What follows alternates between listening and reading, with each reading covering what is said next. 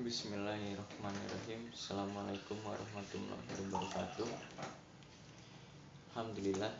Alhamdulillahillazi arsala rasulahu bil huda wa dinil haq liyuzhirahu 'alad dini kulli wa kafa billahi syahida ma ba'du. Alhamdulillah, pada hari ini kita dipertemukan kembali dalam proses belajar, dalam sebuah proses menuntut ilmu yang ini merupakan bagian sebuah kewajiban seorang muslim di dalamnya untuk senantiasa menuntut ilmu. Salawat serta salam tak lupa kepada baginda Nabi besar Muhammad Sallallahu Alaihi Wasallam, pada para sahabatnya, kepada para pengikutnya, dan serta keluarganya yang senantiasa istiqomah di jalan risalahnya beliau. Karena dengan adanya risalahnya beliau, kita mampu menapaki jalan yang lurus ini. Ihdinas siratal mustaqim. Tapi sebelum itu kita buka dulu sesi pertemuan kita dengan membaca ta'awuz wal basmalah. A'udzubillahi minasyaitonirrajim. Bismillahirrahmanirrahim. Baik, pada pertemuan kali ini saya diamanahkan untuk mengajar bahasa Indonesia di kelas 10 Banin, baik IPA dan IPS. Tentu ini adalah sebuah kewajiban bagi saya sebagai seorang guru, sebagai seorang pendidik, untuk senantiasa memberikan perilaku atau contoh-contoh yang baik kepada anak-anak muridnya. Tetapi yang harus kita pahami bahwa di pelajaran bahasa Indonesia ini kemarin kita sudah mempelajari tentang biografi tokoh. Biografi tokoh pun yang kemarin kita bahas, walaupun hanya sekedar ciri-cirinya dan struktur teksnya kalau tidak salah di pertemuan kemarin melalui diskusi, melalui pesan singkat WhatsApp, semoga bisa dipahami sama teman-teman semuanya. Dan mudah-mudahan ilmu yang didapat sama teman-teman pada minggu lalu, semoga Allah berikan keberkahan kepada ilmu antum apabila antum paham terhadap pelajaran saya. Maka kalau misalkan antum gak paham, silakan tanyakan ke saya apa proses-proses tugasnya. Bagi yang belum, silakan dikerjakan. Saya berharap kepada teman-teman mampu melaksanakan tugas sebagai seorang murid dengan baik. Begitupun saya sebagai seorang guru harus melaksanakan tugas tersebut dengan baik. Baik, di pertemuan kemarin kita membahas tentang biografi tokoh. Ternyata di biografi tokoh ini pun banyak sekali kita temui. Itu tuh contoh-contohnya. Siapapun itu orang-orang yang bisa menjadikan figur suri tauladan terbaik bagi antum. Tapi yang paling pertama, yang menjadi paling pertama suri tauladan terbaik kita cantumkan, yang pertama itu adalah baginda Nabi besar Muhammad Sallallahu Alaihi Wasallam. Cantumkan itu dulu sebelum tokoh-tokoh yang lain. Kemarin banyak beberapa saya lihat koreksiannya itu mencantumkan nama-nama tokoh selain Rasul. Itu tuh, ini menjadi PR bagi kita. Ternyata kita tidak menempatkan Rasul di bagian pertama, tapi tokoh-tokoh yang lain seperti Soeharto, seperti pokoknya tokoh-tokoh nasional lah yang ada di Indonesia, Insinyur Soekarno dan lain sebagainya. Itu tuh. Tapi kita tidak menjadikan figur paling pertama itu adalah baginda Nabi kita Muhammad Sallallahu Alaihi Wasallam. Itu ternyata kita kehilangan sosok figur tersebut di dalam diri kita. Ini menjadi PR muhasabah diri bagi antum, agar antum memahami bahwa suri tauladan terbaik kita yaitu baginda Nabi besar Muhammad Sallallahu Alaihi Wasallam yang menjadi panutan terbaik kita. Itu dulu yang harus pertama, yang harus ditulis. Ternyata kemarin sebelumnya saya kasih penugasan itu masih banyak nama-nama tokoh, nama-nama tokoh yang memang tokoh tersebut dicantumkan paling pertama adalah tokoh-tokoh lain, bukan Nabi kita. Itu. Nah, ini ini menjadi sebuah muhasabah bagi diri kita, bahwa saya ulangi kembali bahwa yang menjadi panutan kita adalah Nabi Muhammad SAW. Itu cantumkan yang paling pertama itu sebelum tokoh-tokoh yang lain. Itu. Baik, kita akan memasuki pelajaran biografi tokoh dalam tema menganalisis aspek dan kebahasaan dalam teks biografi. Jadi poin yang pertama, teman-teman, dalam menganalisis teks biografi ini yang kita pahami harus yang pertama itu, dengar ini. Yang pertama itu adalah namanya orientasi. Apa sih itu orientasi? Nah, orientasi itu berisi identitas tokoh. Nah, misalkan kalau berbicara Nabi kita, identitasnya. Pertama, nama lengkapnya Muhammad bin Abdullah, itu tuh sebelum menjadi Rasul.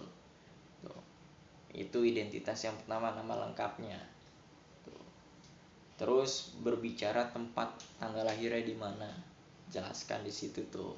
Itu namanya bersifat orientasi. Seperti halnya antum tinggal di mana, tempat tanggal lahirnya kapan, terus hobinya apa, terus identitas keluarga antum seperti apa, latar belakang keluarga antum seperti apa. Itu adalah bagian dari bentuk identitas. Identitas itu adalah pribadi yang ada melekat pada diri kita, itu namanya identitas. Begitupun juga Rasul identitasnya seperti apa, kita harus kenali baik-baik, baik dari nama lengkap, tempat tinggalnya di mana, lahir di bulan apa, tahun apa, gitu tuh. Silakan dari teman-teman membaca kembali sirah perjuangan Rasul agar kita memahami identitas beliau gitu. Nah, itu adalah bagian dari contoh itu identitas, berkaitan dengan yang namanya poin yang pertama adalah orientasi. Itu tuh, orientasi.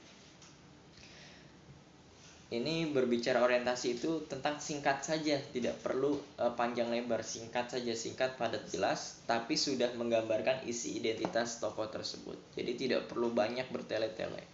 Poinnya di situ tuh. Terus yang bagian B yang tadi A orientasi, yang B ini adalah rangkaian peristiwa.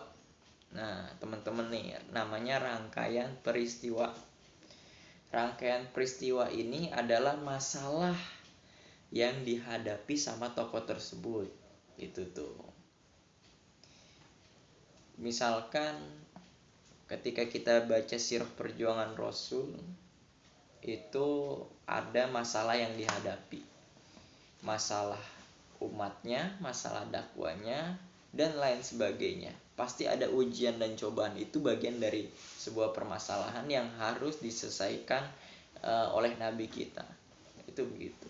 Itu berkaitan dengan rangkaian peristiwa.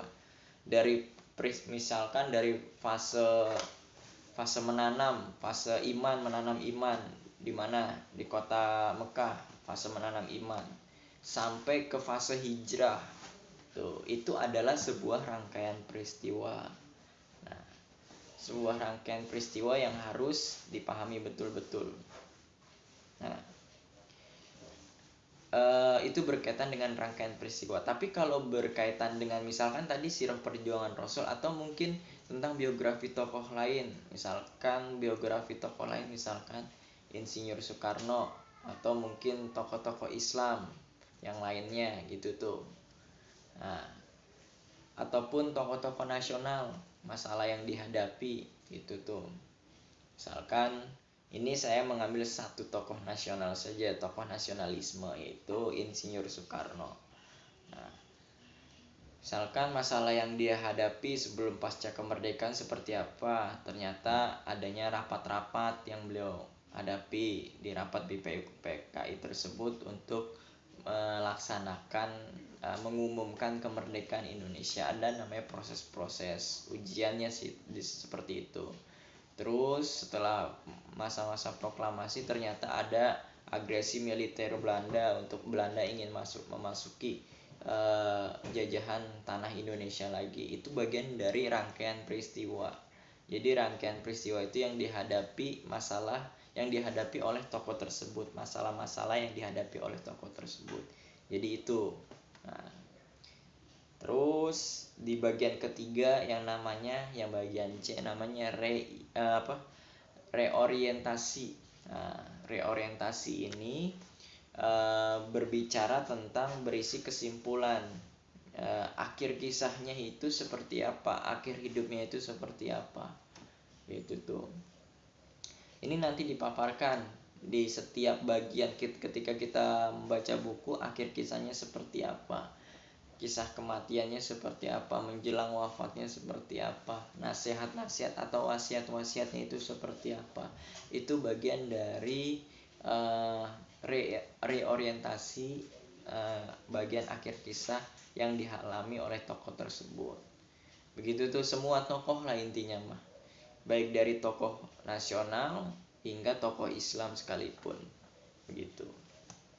Jadi memang kalau berbicara tentang menganalisis ini, tadi poinnya ada 3. Pertama yang harus diingat sama teman-teman.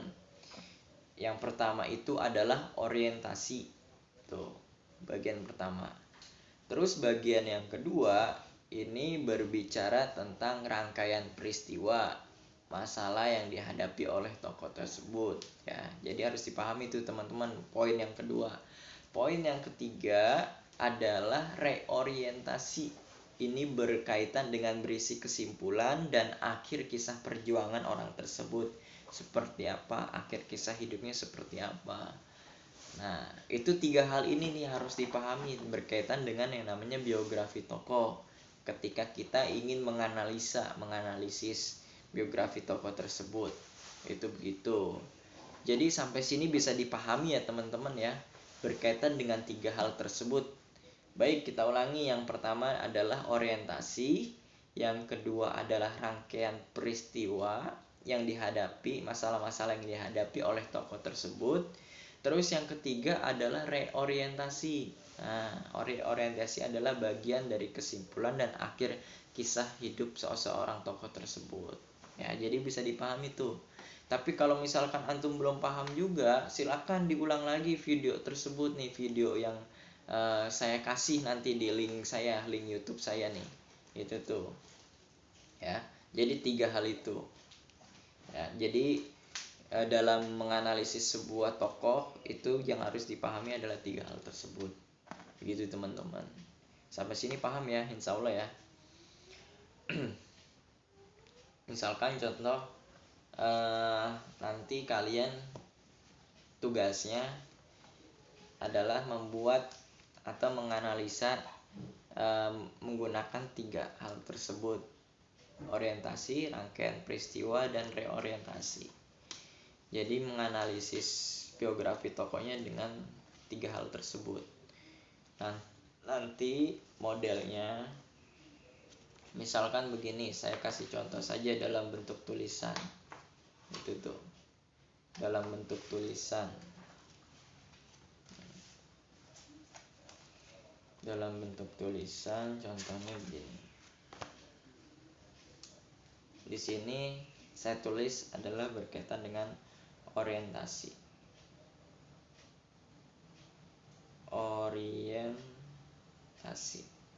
Maaf. Sebelumnya judulnya dulu. Judul tokoh yang harus kita analisis itu apa? Misalkan Pangeran Diponegoro. Misalkan judulnya adalah Pangeran Diponegoro. Pangeran Diponegoro. Tuh, ya. Pangeran Diponegoro.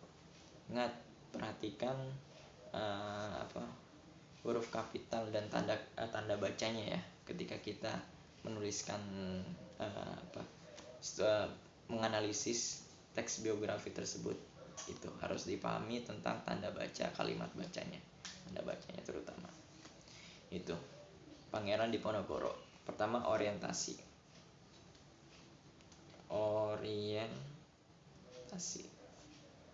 Titik 2. Orientasi berisi misalkan identitasnya. Identitas. Silakan diisi identitasnya. Minimal saya kasih itu 5 baris ya, 5 baris untuk orientasi identitas. 5 baris. Ya, 5 baris. Terus berbicara yang kedua adalah rangkaian peristiwa. Rangkaian peristiwa. Untuk rangkaian peristiwa jangan lupa sama, saya kasih 5 baris saja. 5 baris rangkaian peristiwa itu. Kalau kayak Nabi misalkan rangkaian peristiwanya adalah proses menanam iman, proses setelah menanam iman, Isra Mi'raj, hijrah dan lain sebagainya, itu namanya fase rangkaian peristiwa yang beliau alami. Itu tuh. Begitu juga nih sebagai tokoh Islam kita, yaitu Pangeran Diponegoro. Orientasinya 5 baris, rangkaian peristiwanya nanti ditulis 5 baris. Gitu. Begitu juga dengan tadi kesimpulan atau reorientasi. Ya, reorientasi. Ini adalah bagian kesimpulannya. Kesimpulan, terus akhir kisah hidupnya seperti apa. Nanti dijabarkan aja sama teman-teman. Kalau reorientasi ini boleh lebih dari 5 baris. Gitu tuh. Boleh lebih dari 5 baris. Pokoknya jangan sampai kurang intinya. Jangan sampai kurang dari 5 baris untuk reorientasinya. Nanti dituliskan saja. Itu tuh untuk reorientasinya. Ya. Ambil buku-buku referensi-referensi yang menjadi sumber terpercaya antum. Banyak buku-buku sumber referensi. Misalkan kalau tokoh-tokoh Islam itu Al-Qawam gitu tuh, atau mungkin Pustaka As-Sunnah. Kalau buku-buku Islamnya ya, tokoh-tokoh Islamnya silakan cari di situ, banyak itu tuh. Atau mungkin mau cari di Google, silakan cari di Google, nggak apa-apa. Nah, tapi ingat, di bagian reorientasinya dikasih sumber, misalkan http atau www, misalkan biografinasional.co.id, misalkan gitu, www.biografinasional.co.id misalkan. Itu contoh sumber kalau ketika kita mengambil di Google. Itu tuh, ngambil di Google, cantumkan kalau ngambil di Google adalah websitenya, jangan lupa cantumkan sumbernya agar saya mengeceknya itu tahu sumbernya dari mana. Itu tuh. Nah, nanti langkah selanjutnya adalah kalian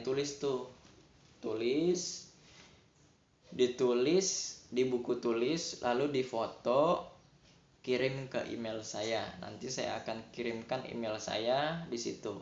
Kok Ustadz sekarang kok kirim tugasnya lewat email? Kenapa?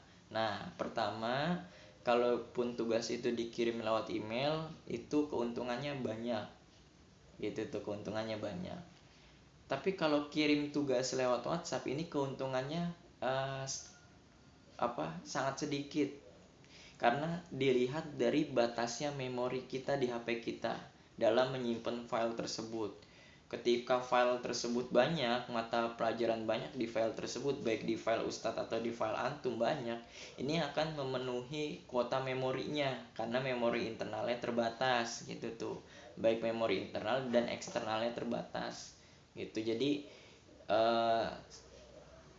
itu tercampur dengan tugas-tugas yang lain. Tapi kalau misalkan masuk ke memori saya, masuk ke email saya, itu saya bisa lihat dan bisa mendownload gitu tuh, bisa mendownload itu tuh hasil tugas dari antum, bisa membuka di Google Drive-nya pun saya bisa membuka tanpa harus mendownload.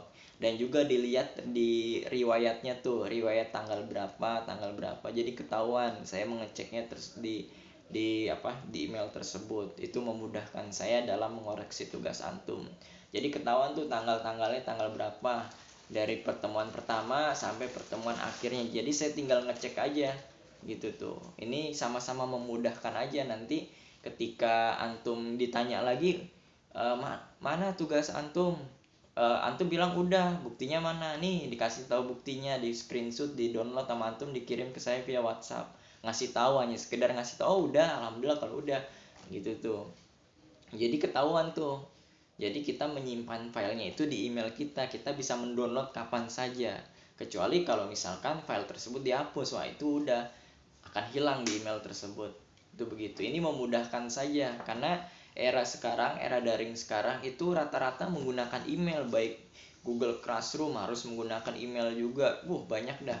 Itu tuh. Jadi harus kita menggunakan email gitu tuh. Nah, ini adalah bagian dari contoh yang saya paparkan terkait dengan menganalisis teks biografi. Nanti selanjutnya teman-teman perhatikan tugasnya. Tugas yang harus diperhatikan adalah pertama, tentukan judul tokoh yang antum mau buat. Tuh ingat, tentukan judul tokoh yang antum ingin buat biografinya. Silakan judul tokohnya bebas apa saja, mau tokoh nasional atau tokoh Islam. Silakan, tapi yang menjadi prioritas utama karena kita ada di pondok pesantren Islami seperti ini, maka saya menganjurkan kepada antum mengambil tokoh-tokoh Islam. Siapa saja biografi tersebut. Nah, itu terkait dengan judul. Terus yang kedua adalah tentukan orientasinya. Tuh tadi saya berbicara 5 baris orientasinya atau identitasnya. Begitu juga rangkaian peristiwanya 5 baris. Isi dari rangkaian peristiwa dan orientasi itu sama-sama 5 baris. Kecuali reorientasi. Reorientasi itu lebih dari 5 baris, tapi jangan sampai kurang dari 5 baris. Itu tuh. Nanti tugasnya dikirim di email saya, ditulis tugas antum di buku tulis. Tuh. Ya, sampai seperti itu tuh. Jadi, saya ulangin lagi. Tugasnya dikirim ke email saya dan ditulis di buku tulis. Jadi sampai sini bisa dipahami ya teman-teman. Kalau misalkan antum belum paham juga, silakan ulangi video saya sampai benar-benar antum paham. Gitu tuh. Mau dipotong-potong silakan. Mendengarkannya dengan cara berhenti, lanjutin lagi, berhenti, lanjutin lagi. Jadi apa yang saya katakan itu mudah diulang-ulang di link YouTube nanti. Itu tuh. Seperti itu. Jadi sampai sini mudah-mudahan bisa dipahami ya teman-teman ya. Nah, saya harap antum bisa menerima pelajaran ini dengan baik, dan insya Allah apa yang saya pahami ini sudah ada sumbernya. Karena saya mengajar juga harus memakai sumber. Begitupun juga nanti antum menuliskan tokoh-tokoh nasional, tokoh-tokoh Islam, itu harus memakai sumber. Jangan menurut prasangka pribadi antum. Karena yang namanya prasangka itu tidak selamanya baik. Itu untuk pertemuan kali ini pembahasannya sampai di situ saja teman-teman. Nanti kalau misalkan nggak paham, tanyakan kepada saya di chat personal saja. Itu tuh, chat personal saja ya. Saya rasa cukup untuk pertemuan kali ini.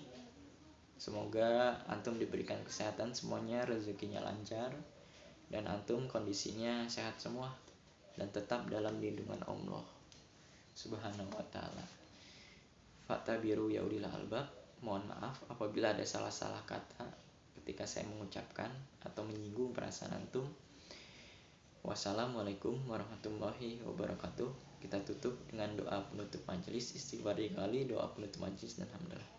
Astagfirullahaladzim, astagfirullahaladzim, astagfirullahaladzim. Subhanaka Allahumma wa bihamdika, asyhadu an la ilaha illa anta, astaghfiruka wa atubu ilaik. Walhamdulillahirabbil alamin.